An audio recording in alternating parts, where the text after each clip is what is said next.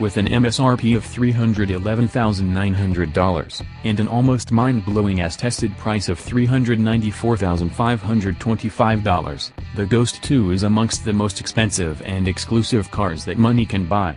Of course, the monumental sticker price relative to normal cars means the roller score is very low here, but it's fair to mention that the Ghost is even exceedingly expensive in the rarefied world of ultra-luxury vehicles.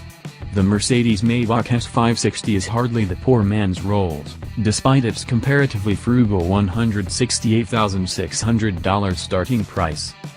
With the $44,350 Henley Inspiration package providing for this two-tone, white over silver paint, and a rakish orange pinstripe, my Ghost managed to be lovely, imposing, and just a little bit playful, all at once. The huge sedan looks impossibly grand from every angle, with the 21-inch 5-spoke alloy wheels just sporting enough to give the car a dash of sport. Full points. It's when you first open the magically balanced rear door of the Ghost that you start to understand where all the money goes, and why. This interior features things that you'd expect: a whisper-quiet cabin at speed, magical ride quality, lamb's wool carpets that encourage passengers to go barefoot, and leather so buttery I smell toast when I look at it. There's also the joy of the unexpected, mandarin orange leather accents that pick up the pinstriping hue and bring it indoors, lovely bright work of polished stainless steel, wood trim pieces so thick that the locks make a faint, rich echoing sound when they go down. With a nearly $10,000 custom audio system, as well, even listening to NPR feels like an exercise in opulence as one rolls down the road.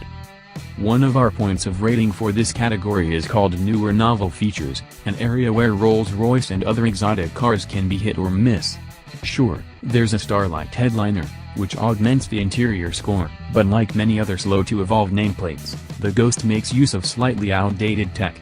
The rotary controllers, front and back, are fine but slightly slow in navigating the multitudinous infotainment menus, and the screens themselves aren't up to the standard of even new BMWs like the X3 I recently rated.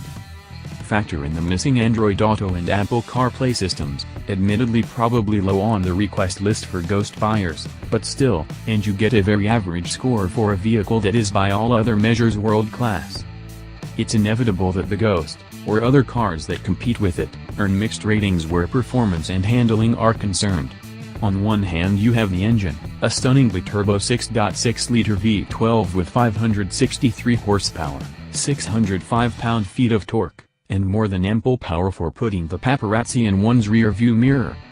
And, as I discovered while inelegantly bombing around on some Great Canyon roads, this big lady will actually hold the road in a corner better than expected. Still, it's clear that the car was made for efficient handling, not really driving pleasure. Feel from the delicate rimmed steering wheel is zero, and the effort is majorly boosted, which feels really odd for a car as heavy as a dump truck. In addition to feeling as though it's built like a bank vault, and looking the part, the Ghost has just about all the safety features you'd expect from a car that ferries the world's elite. Scores of systems work tirelessly to keep Sir or Madam from crashing, alongside excellent supplemental visibility by way of cameras, and a head-up display to keep the driver's eyes on the road. With close to 600 horsepower and a curb weight well over 5,000 pounds, the Ghost will never be accused of being a fuel sipper.